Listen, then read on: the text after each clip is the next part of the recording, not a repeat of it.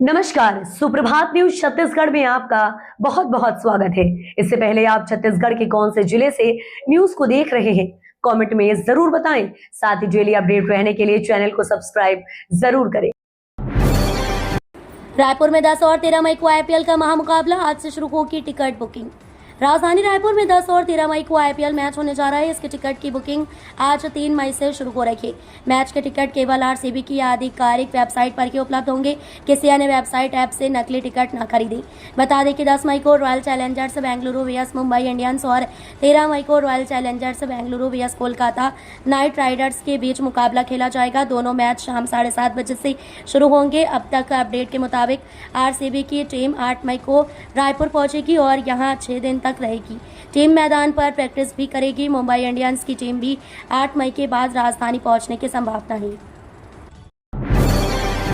उप मुख्यमंत्री अरुण साव का आज गरियाबंद दौरा, कई विकास कार्यों का लोकार्पण व भूमि पूजन। छत्तीसगढ़ के उप मुख्यमंत्री अरुण साव आज 3 मई 2026 को गरियाबंद जिले के दौरे पर रहेंगे। जारी कार्यक्रम के अनुसार वे सुबह 11 बजे नवा रायपुर से प्रस्थान कर कोपरा पहुंचेंगे, जहां विभिन्न कार्यक्रमों में शामिल होंगे। दौरे के दौरान अटल चौक में भारत रत्न अटल बिहारी वाजपेयी की प्रतिमा का अनावरण, विभिन्न विकास कार्यों का लोकार्पण एवं भूमि पूजन किया जाएगा। साथ ही शासकीय उच्चतर माध्यमिक विद्यालय परिसर में आयोजित कार्यक्रमों और धार्मिक सांस्कृतिक आयोजनों में मुख्य अतिथि के रूप में भाग लेंगे। भारतमाला मुआवजा घोटाला, सभी खसरा नंबरों की होगी जांच। भारतमाला प्रोजेक्ट मुआवजा फर्जीवाड़ा की जांच एक बार फिर अफसरों की टीम करेगी। इसके लिए संभाग आयुक्त महादेव कावरे ने आला अफसरों को 2 नई टीम बनाई है। इस बार ये टीम सभी खसरा नंबरों की बारीकी से जांच करेगी। भारतमाला प्रोजेक्ट में जितने खसरा नंबरों पर मुआवजा दिया गया है उन सभी की जांच होगी, चाहे उन खसरा नंबरों की शिकायत भी ना मिली हो। सभी तरह की जाँच को हर हाल में 1 महीने में पूरा करने के सख्त निर्देश दिए गए हैं। संभाग कमिश्नर महादेव कावरे की ओर से जारी आदेश के अनुसार रायपुर में भारतमाला प्रोजेक्ट के खसरा नंबरों की जांच डिप्टी कलेक्टर ज्योति सिंह के नेतृत्व में बनी टीम करेगी। वाटर स्पोर्ट्स पर सख्ती, सीएम साय ने दिए सुरक्षा ऑडिट और सतत निगरानी के निर्देश। छत्तीसगढ़ में संचालित वाटर स्पोर्ट्स गतिविधियों की सुरक्षा को लेकर सरकार ने सख्त रुख अपनाया है। हाल ही में दूसरे राज्यों में हुए क्रूज हादसे के बाद छत्तीसगढ़ में भी सुरक्षा व्यवस्थाओं की व्यापक समीक्षा की गई है। मुख्यमंत्री विष्णुदेव साय ने स्पष्ट निर्देश दिए हैं कि वाटर स्पोर्ट्स से जुड़े सभी स्थानों पर सुरक्षा मानकों का कड़ाई से पालन सुनिश्चित किया जाए। किसी भी प्रकार की लापरवाही को पूरी तरह अस्वीकार्य बताया गया है। छत्तीसगढ़ के किसानों के लिए राहत की खबर, छत्तीसगढ़ सरकार ने छत्तीसगढ़ भू राजस्व संहिता अधिनियम 2026 को स्वीकृति दे दी है। इस फैसले से प्रदेश के किसानों और ग्रामीणों को बड़ी राहत मिली है। अब जमीन से जुड़े विवादों और अपील के लिए लोगों को संभाग मुख्यालयों के चक्कर नहीं काटने पड़ेंगे। नए नियम के तहत अब एसडीएम के फैसलों के खिलाफ अपील सीधे कलेक्टर कोर्ट में की जा सकेगी। पहले इसके लिए संभागीय मुख्यालय स्थित कमिश्नर कोर्ट जाना पड़ता था। इससे लोगों को लंबी दूरी तय करने और बार बार चक्कर लगाने से राहत मिलेगी। बिलासपुर में डिजिटल जनगणना शुरू, कलेक्टर ने किया निरीक्षण। बिलासपुर सहित पूरे छत्तीसगढ़ राज्य में डिजिटल जनगणना का कार्य शुरू हो गया है। जिले में 3500 प्रेगणक और 500 सुपरवाइजर हाउस लिस्टिंग के काम में लगाए गए हैं। कलेक्टर संजय अग्रवाल ने अधिकारियों के साथ हिर्री पहुंचकर जनगणना कार्य का औचक निरीक्षण किया। निरीक्षण के दौरान कलेक्टर ने प्रेगणक अंजुबाला जायसवाल से घर के मुखिया रामकृष्णा राजपूत की जानकारी डिजिटल माध्यम से दर्ज करवाई। लगभग 5 मिनट में 33 बिंदुओं पर आधारित ये जानकारी ऑनलाइन पोर्टल पर सफलतापूर्वक दर्ज की गई। जबलपुर बरगी डैम घटना के बाद गंगरेल बांध में अलर्ट, धमतरी कलेक्टर का सख्त निर्देश। जबलपुर के बरगी डैम में हुए हादसे के बाद छत्तीसगढ़ के धमतरी स्थित गंगरेल बांध में बोटिंग सुरक्षा को लेकर प्रशासन अलर्ट हो गया है। आगामी पर्यटन सीजन से पहले सुरक्षा व्यवस्थाओं की समीक्षा की जा रही है। कलेक्टर के सख्त निर्देश पर गंगरेल में थाना प्रभारी और अतिरिक्त तहसीलदार ने बोटिंग स्थलों का निरीक्षण किया। गंगरेल जलाशय के प्रमुख बोटिंग पॉइंट्स पर सुरक्षा व्यवस्थाओं का विस्तृत निरीक्षण किया गया। इस दौरान लाइफ जैकेट, लाइफ बॉय, आपातकालीन किट और बोट की तकनीकी स्थिति जैसे जीवन रक्षक उपकरणों की बारीकी से जांच की गई। निरीक्षण दल ने बोट संचालकों को निर्धारित सुरक्षा प्रोटोकॉल का कड़ाई से पालन करने के निर्देश दिए। बढ़ती गर्मी और पेयजल की समस्या से लोग परेशान, बस स्टैंड में यात्रियों को बुनियादी सुविधाओं के लिए जूझना पड़ रहा। सरगोजा में बढ़ती गर्मी ने लोगों की परेशानी बढ़ा दी है, लेकिन अंबिकापुर के अंतर्राज्यीय बस स्टैंड में हालात और भी बदतर नजर आ रहे हैं। यहाँ यात्रियों को बुनियादी सुविधाओं के लिए जूझना पड़ रहा है। खासकर पेयजल की कमी ने लोगों को परेशान कर दिया है। निगम प्रशासन के दावों के बीच व्यवस्थाओं की पोल खुलती दिख रही है। अंबिकापुर के अंतर्राज्यीय बस स्टैंड में इन दिनों यात्रियों को भारी दिक्कतों का सामना करना पड़ रहा है। तेज गर्मी के बावजूद बस स्टैंड में पानी की समुचित व्यवस्था नहीं है, जिससे बस का इंतजार कर रहे यात्रियों को प्यास और गर्मी दोनों से जूझना पड़ रहा है। बिजली कर्मचारियों को 1.60 लाख करोड़ का बीमा लाभ, एसबीआई के साथ अनुबंध। Chhattisgarh state power distribution company limited कर्मियों को 1.60 करोड़ तक दुर्घटना बीमा समेत कई अन्य बैंकिंग सुविधाएं मिलने जा रही।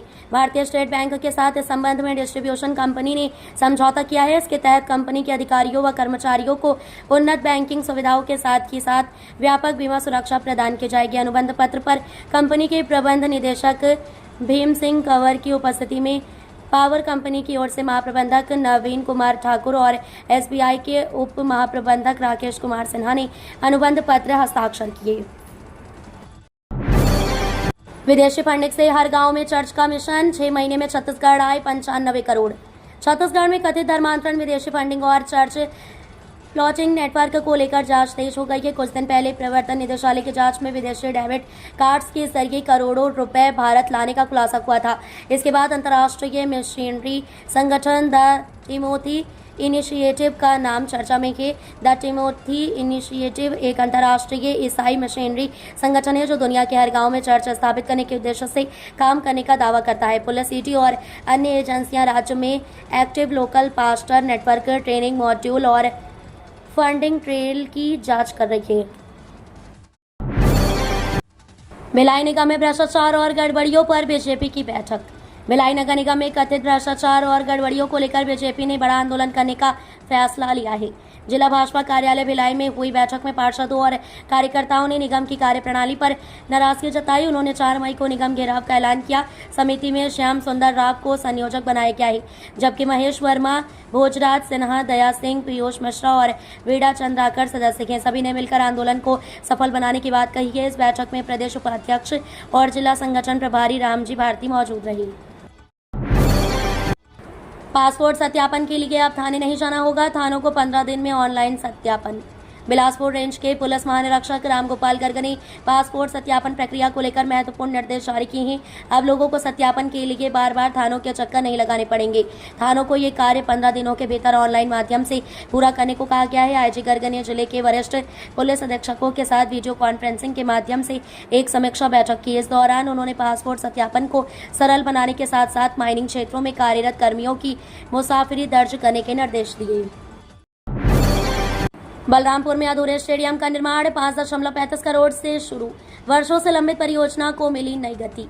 नगर पालिका क्षेत्र में वर्षों से अधूरा पड़ा स्टेडियम अब जल्द ही पूरा होगा। करीब 5.35 करोड़ रुपए की लागत से इसके निर्माण कार्य को फिर से शुरू कर दिया गया है। इससे स्थानीय युवाओं और खेल प्रेमियों में खासा उत्साह देखा जा रहा है। परियोजना को स्वीकृति मिलने के बाद भूमि पूजन किया गया, जिसके साथ ही स्टेडियम निर्माण का कार्य औपचारिक रूप से शुरू हो गया है। यह स्टेडियम लंबे समय से बजट की कमी और तकनीकी कारणों के चलते अधूरा पड़ा था।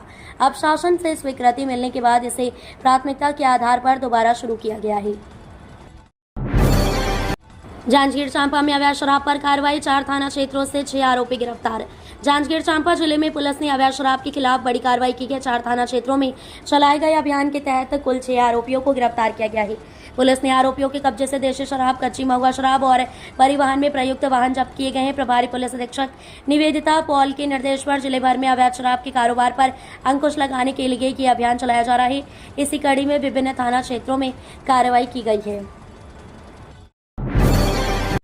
सीजी में हाथियों का आतंक, घर और स्कूलों को किया तहस नहस, ग्रामीणों में दहशत का माहौल। छत्तीसगढ़ के सरगुजा जिले में जंगली हाथियों का आतंक देखने को मिला है। यहाँ बीती रात हाथियों के दल ने एक घर में तोड़फोड़ कर भारी नुकसान पहुंचाया। इसी के साथ के स्कूल को भी भारी नुकसान पहुंचाया है, जिससे ग्रामीणों में दहशत का माहौल है। हाथी के आतंक को देखते हुए वन विभाग लगातार हाथी से बचने के लिए मुनादी कर रहा है। ये पूरा मामला मैनपाट वन परिक्षेत्र का है।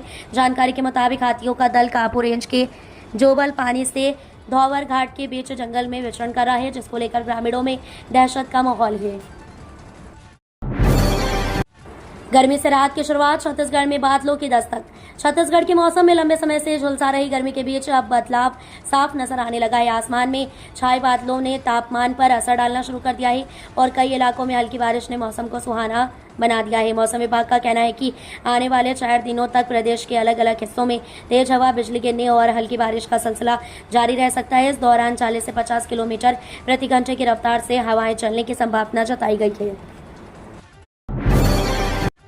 रायपुर में 10 मई को प्रयास विद्यालयों की प्रवेश परीक्षा। मुख्यमंत्री बाल भविष्य सुरक्षा योजना के तहत प्रदेश के प्रयास आवासीय विद्यालयों में सत्र 2026-27 के लिए कक्षा 9वीं में प्रवेश के लिए प्राक-चयन परीक्षा 10 मई 2026 को होगी। इसी परीक्षा के आधार पर विद्यार्थियों का चयन किया जाएगा। परीक्षा के लिए प्रवेश पत्र 1 मई से डाउनलोड किए जा रहे हैं, जिसकी अंतिम तिथि 10 मई को सुबह 9:30 बजे तक निर्धारित की गई है। परीक्षा 10 मई को सुबह 10 बजे से दोपहर 1 बजे तक आयोजित होगी, जिसमें अभ्यर्थियों को निर्धारित समय पर उपस्थित होना अनिवार्य रहेगा।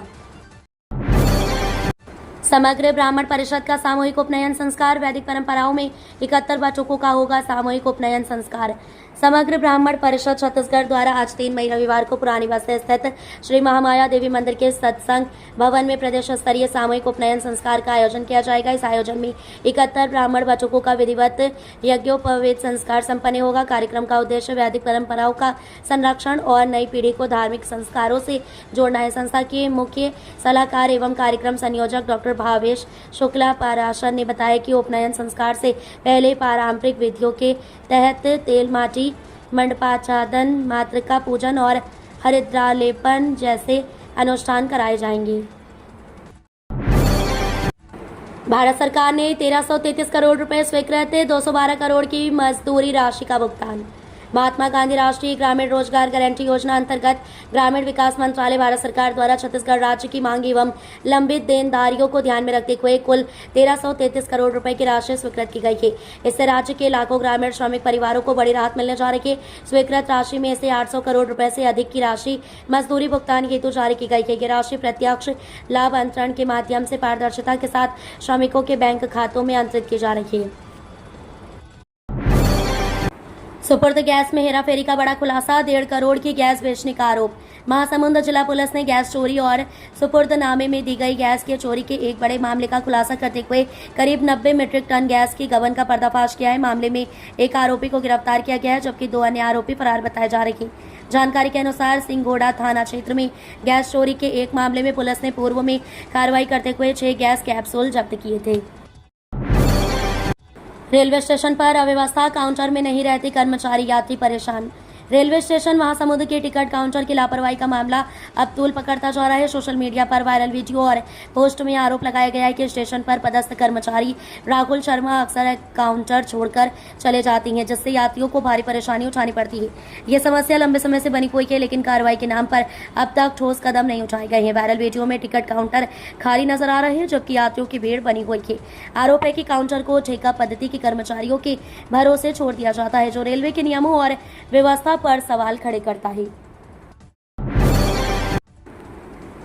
बोर्ड रिजल्ट के बाद 2324 छात्रों को राहत। 14 मई तक पुनर्गणना पुनर्मूल्यांकन का मौका। माध्यमिक शिक्षा मंडल द्वारा कक्षा 10वीं और 12वीं बोर्ड परीक्षाओं के नतीजे जारी होने के बाद भिलाई के 2324 अनुत्तीर्ण विद्यार्थियों को राहत का मौका मिला है। ये छात्र पुनर्गणना, पुनर्मूल्यांकन और उत्तर पुस्तिका की छाया प्रति के लिए 14 मई तक आवेदन कर सकते हैं। मंडल के अनुसार परीक्षार्थियों को रिजल्ट जारी होने की तिथि से 15 दिनों के भीतर आवेदन करना अनिवार्य है। छात्र चाहें तो तीनों प्रक्रियाओं में से किसी 1, 2 या सभी के लिए आवेदन कर सकते हैं।